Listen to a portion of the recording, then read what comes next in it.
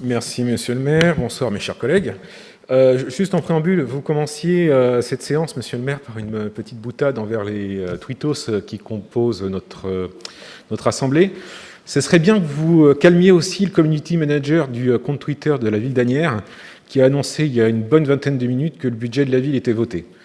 Alors, bien évidemment, le tweet a été supprimé, j'imagine, il s'est aperçu de cette bourde, mais c'est assez révélateur de la façon dont on considère cette assemblée et les élus, peut-être comme simplement une chambre d'enregistrement, et c'est un peu dommage. Je me demande, au regard de ce mode de fonctionnement, ce qu'on fait là.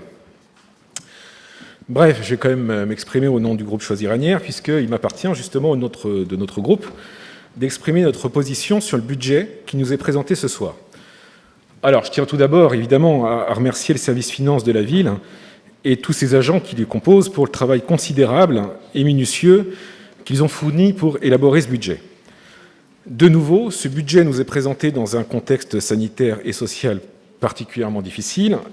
Cependant, malgré ce contexte, la démocratie suit son cours et nous nous faisons fort de porter un regard et une analyse critique et constructive des orientations que vous souhaitez impulser à notre ville.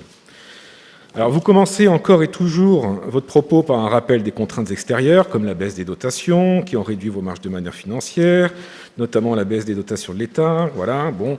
Mais certes, elles sont factuelles, mais c'est dû au choix que vous avez fait en termes de densification et de gentrification de la ville, et ça fait mécaniquement baisser les dotations. Bon, sur ce point, vous ne pouvez vous en prendre qu'à vous-même, je le répète régulièrement, mais comme vous en servez systématiquement comme excuse, je tiens à rappeler aux Asniéroises et aux Asniérois qui nous écoutent que le mode de fonctionnement, il est simplement arithmétique et que ce n'est que par le choix que vous avez fait de densification et de gentrification, surtout, de choisir des CSP assez aisés, que forcément les dotations baissent.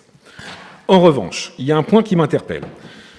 Comment le conseil départemental des Hauts-de-Seine peut-il baisser sa subvention à la ville de 24%, de 1,8 million à 1,4 million? Alors qu'on ne me parle pas des 875 000 € qui ont été versés, que justement évoquait M. Mar, 875 000 € qui ont été versés au titre de l'année 2020 d'une subvention exceptionnelle de fonctionnement, puisque c'était une subvention qui était censée être sans contrepartie. Or, là, on s'aperçoit encore que le conseil départemental des Hauts-de-Seine a dégagé un excédent budgétaire de 560 millions d'euros. Alors, qu'est-ce qu'il faut pour que le conseil départemental daigne enfin aider les communes du département à un niveau digne? Qu'est-ce qu'il faut? Des émeutes de la faim? Le retour de la peste noire? C'est d'autant plus insupportable que le conseil départemental a dans ses missions l'action sociale et que le sujet est on ne peut plus d'actualité. Vous ne seriez pas candidat au départemental, vous, des fois, non? Pas du tout, pour le coup. On verra bien, mais... N'y voyez pas malice de ma part, mais... mais après, on parlait du conseil départemental, là, mais on est juste dans un conseil municipal. On laissera les élus au conseil départemental qui sont ici ce soir se défendre. Bon. Mais ça me surprendra quand même. Enfin, je serai vraiment attentif à leur réponse. Sur la partie fonctionnement, c'est clairement un budget d'austérité. C'est entendable, bien sûr, parce que la situation est extraordinaire, mais il ne faudrait pas que ça serve de prétexte à précariser le personnel communal ou à dégrader le service public. Une partie des recettes n'a pas pu être perçue du fait du confinement et de l'arrêt des activités pour un certain nombre de mois, effectivement, mais il y a des dépenses qui, ça a été rappelé, n'ont pas aussi été engagées et ça atténue évidemment l'impact financier de ce confinement. Les dépenses de personnel, donc on voit une hausse de 1,4%, c'est peu. Et comme nous le craignons justement lors de la présentation du rapport d'orientation budgétaire, la masse salariale des agents titulaires a baissé, elle a baissé de 2%, quand celle des agents non titulaires augmente de 5%. Nous ne pouvons que regretter la précarisation du personnel communal, tant dans son statut que dans sa rémunération, personnel communal qui constitue de fait une variable d'ajustement pour équilibrer le budget.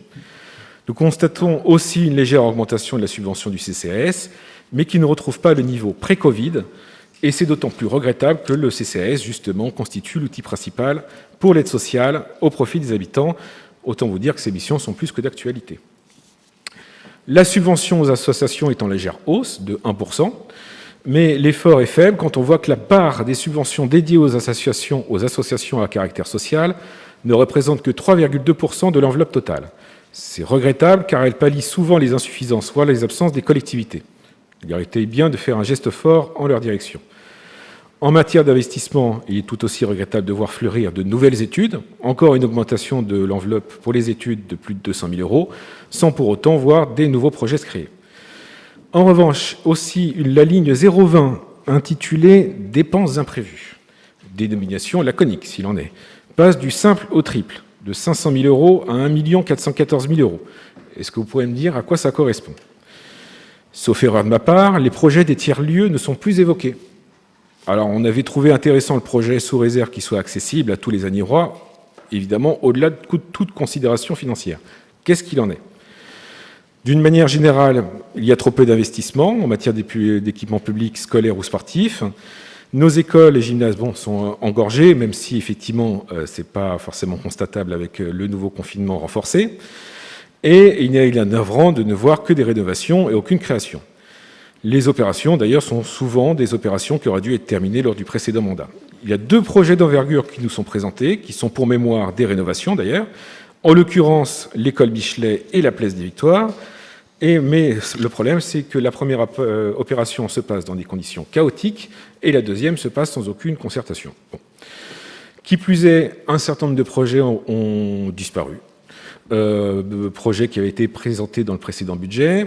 Toujours, je repose la question parce que je n'ai pas eu de réponse. Quid du projet du parc du Point P ou de la piscine sur Seine?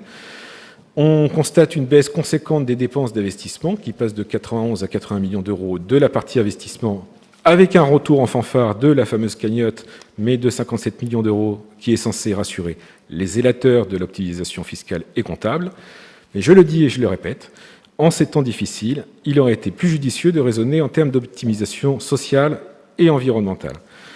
Et malgré les effets d'annonce du rapport développement durable, vous ne saisissez pas l'opportunité de la transition écologique en ne budgétant aucune action environnementale et sociale d'envergure, telle que la rénovation énergétique pour faire baisser la facture de l'énergie, l'accompagnement pour faciliter l'accès aux logements sociaux pour les jeunes, ou le développement des possibilités de colocation étudiants, personnes âgées, colocation jeunes dans le logement social.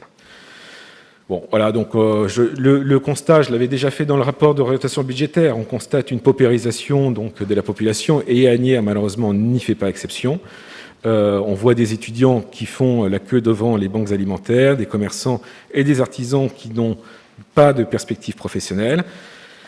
Bref, c'est un tableau difficile, mais c'est à ce moment-là que la ville, en tant que pouvoir public, aurait pu accompagner donc, les concitoyens et concitoyennes pour passer cette épreuve. Vous n'avez pas choisi cette voie et nous le regrettons. Pour ces raisons, nous nous prononcerons contre ce budget. Je vous remercie.